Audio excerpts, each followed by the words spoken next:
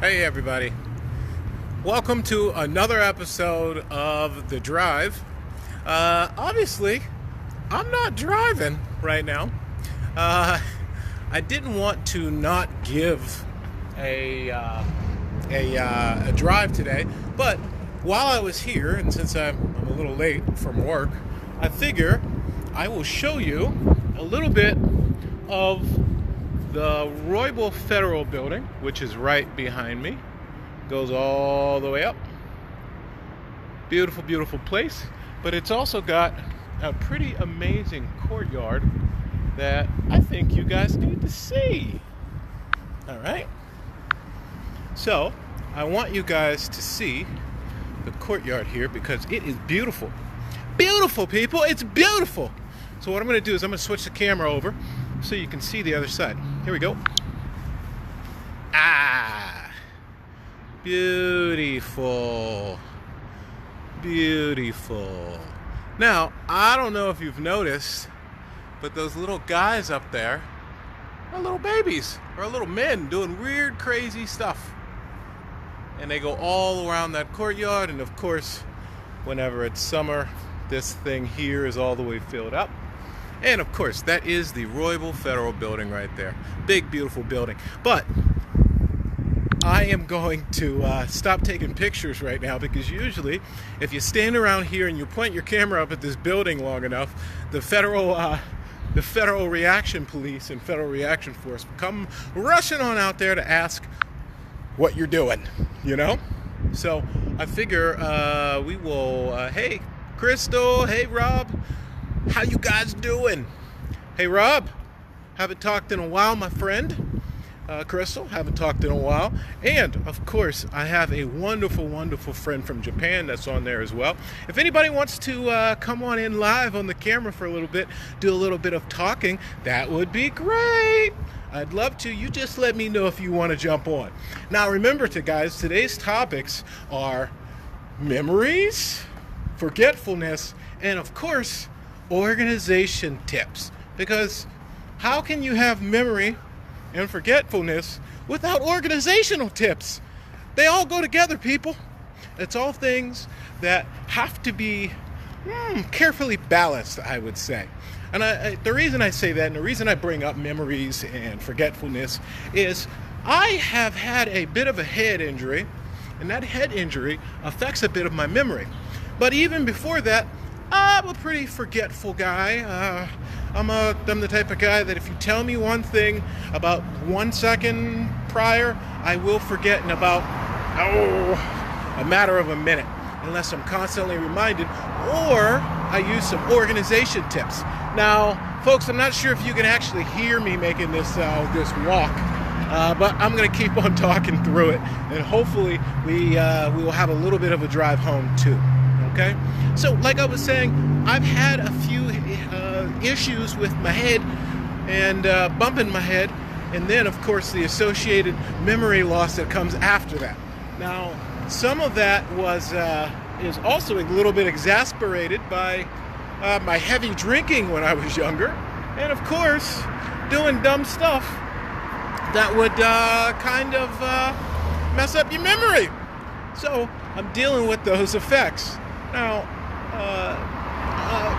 there's lots of us out here who aren't affected by memory loss because of an injury. Let's say you have just an injury, or not an injury, but you just generally are forgetful. Or let's say that, you have a little bit of difficulty organizing yourself or a way to put yourself in order. Maybe you're one of those folks that doesn't believe that you need trapper keepers or a Palm Pilot or at least a piece of paper to write things down. Maybe you keep it all up there in that steel trap of yours. Well, I wish that I was that type of person, a person that could just hear one thing and just remember it forever. I wish I had a photographic memory, but unfortunately I don't. And if you're like me, or like the millions of others of us out here who don't have a photographic memory and just can't recall things off the top of your head, it might be a good idea for you to invest in a little bit of organization software. Now, everybody out there knows I've been talking about universal basic income and the coming AI revolution. But while we have some of these wonderful features, like AI and all those other wonderful things that are out there, you should be taking advantage of it. Really, there's so many things out there to help you get organized or to put yourself in a better place where you know where things are. You can easily retrieve them. There's so many things out there. Now, I don't know if there are any Jordan Peterson fans that are out there, but one of the biggest things that Jordan Peterson is pushing right now is being organized. Taking care of your own personal space before you go out to change the world, so to speak. Now, I don't know if I agree with every method that he talks about, but he does say some pretty good things about some pretty good topics. And I happen to believe that his ideas on the topic of organization, finding a little bit of personal space, organizing that personal space, and then taking control of your own life from that. One of the concepts that he talks a lot about is personal responsibility, but even more than personal responsibility, it's about finding your own niche, organizing that niche, being the best person that you can be, so that you can then go out and try to influence the world, rather than the other way around, where you may have your own personal life in disorder or in chaos, and you're protesting something out on the corner that needs to change at a global scale.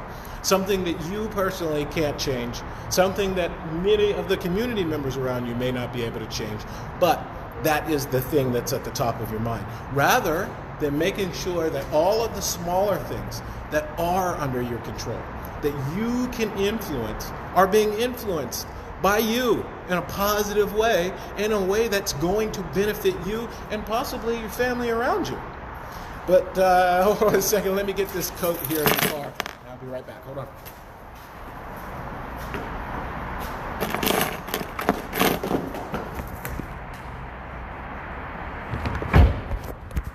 Did you miss me, people?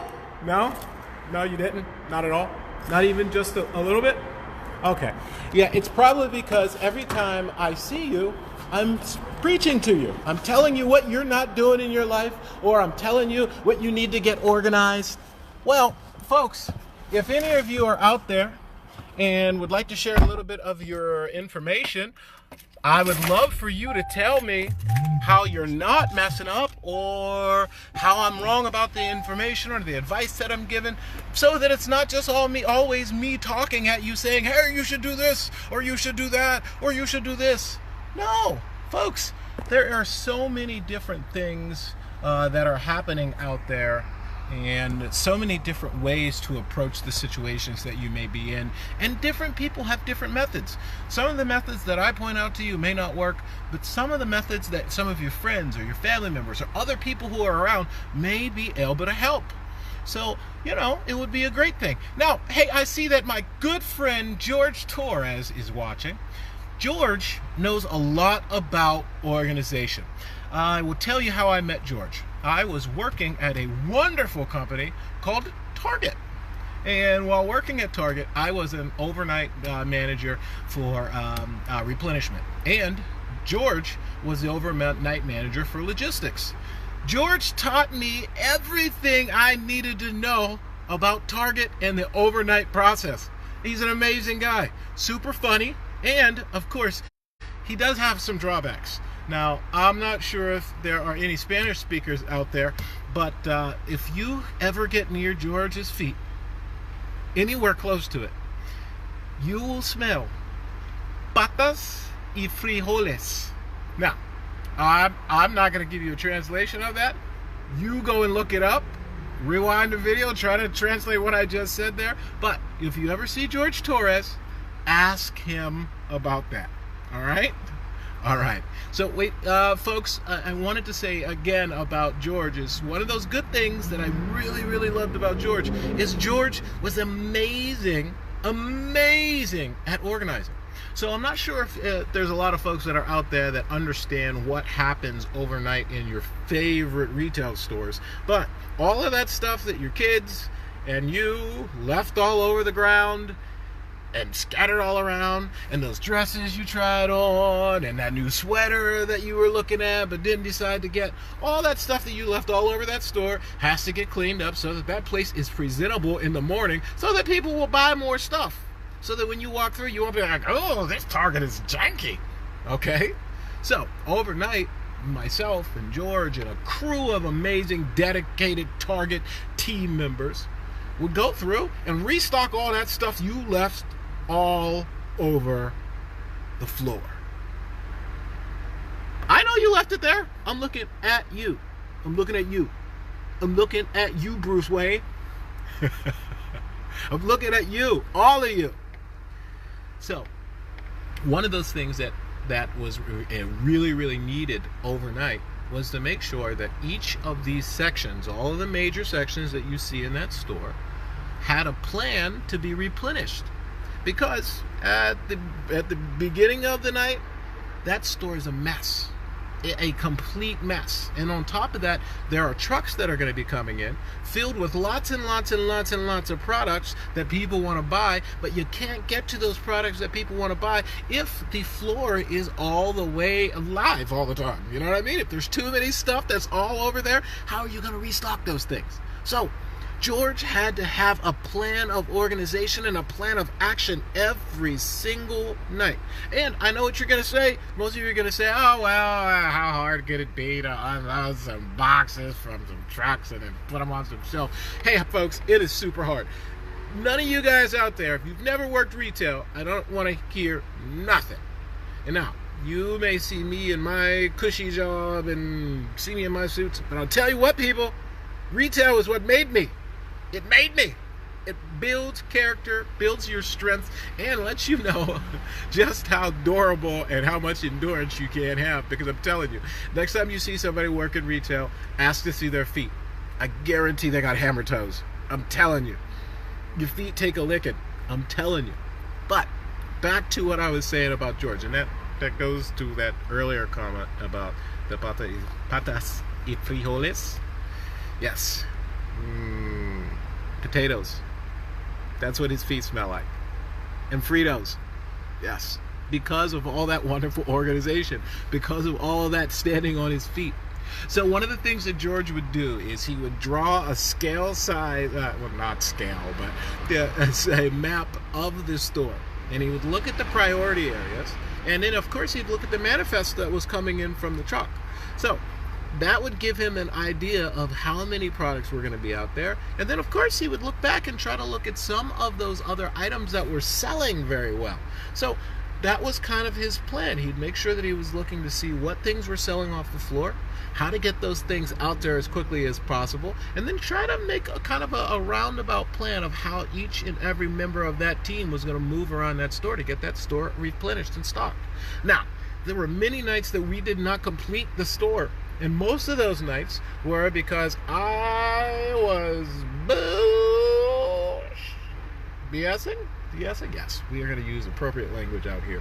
And I will tell you, most of those nights where it didn't end up getting done, it was because I didn't have a plan of action. And George happened to not be at work that night. So, what does that teach us? A plan of action, organization, and a little topic we talked about a few days ago, finding a good leader or finding a good mentor. George happened to be one of the best leaders that I actually worked with because George didn't treat me like I wasn't a leader too. I was his co-part at night, and of course, he treated me like that. And I was new to retail, so I wasn't expecting to have somebody that was going to take me under their wing, help me out, and make sure that I knew the right things that were happening. Now, by the way, folks, you may have noticed I don't have my phone holder, and that would be a little dangerous for the drive. So, again, since I was a little late getting off work, I'm going to keep this one kind of abbreviated and short. Folks, I will mention to you again that we put up the Andrew Yang Challenge, make your own viral video. The Andrew Yang Challenge video that I made, I compiled a bunch of different videos, edited those videos, and then just threw myself in there just a little bit so that I could show my new co-host, Mr. Dan Eichler, some of the items that we are going to be doing and some of the things that we can do with the editing software that we have here. Now, folks, when you see that Andrew Yang video, I'm sure that most of you are going to be like, oh, this isn't high quality. There's a lot of things going on behind there. A lot of those things that are in there, I had to cut those things together. Took me a good 4 to 6 hours to put that thing together, people. Go watch it, make your own video, and, of course, give us some suggestions on the things that you like in that video, or the transitions you like, or what you'd like to see on the actual show that Dan and I are going to be putting together in about a month or two on YouTube. It's going to look just like one of the regular traditional YouTube shows, and I just want to get a few ideas and some tips. And of course, I'm going to keep on doing this so we can break the ice a little bit and get used to doing the YouTube thing. So folks, we're going to be drawing a lot of information from any of the things that you post and the things that you say and the topics that you want to address. So folks, I really hope that you will throw some comments down there. Tell us about what you want to talk about. And of course, we are looking for a name. We need a name of that show. All right, so if you got a suggestion for the name, let us know. I was thinking Pittsburgh coast to coast, you know, Pittsburgh natives. I get the California side of Pittsburgh, he tells the East Coast side of Pittsburgh, you know. But we can do anything. We can have any name you want, because this is going to have lots of different topics and lots of different things, and it's going to be a show directly for you. It's for you, people. We do this for you. I do this for you. Okay? So, folks, if you have some organization tips, jump in the comment box, send us those organization tips, and we'll talk about that on the next show. We're going to have a regular long show tomorrow. So if you have a comment or a topic about organization or memory or forgetfulness, or if you have a personal issue or personal problem that you'd like to share anonymously, send it to my inbox, and then I will redact all your name and all your information, and we could talk about that issue that you're having right here live on air. And of course, anyone, remember, we can bring you on to the air. So if you want to come onto the camera, talk a little bit about what's happening to you, come on, let me know. Let me know. All right? And we'll do a little interview live, or we can do an interview by you sending in your information, or simply participate in the show. Tell us what you want to see, and we'll go from there.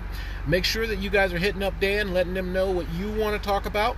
If you were brought here to the show because of Dan, hey, reach out to Dan. Tell him what you want to hear, what you want to see, so that we can get these topics going. Okay?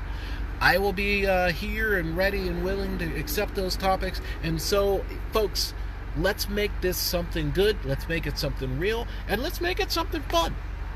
I appreciate you hanging out with me today. Thank you much. I love you, and have a great rest of your night. Bye.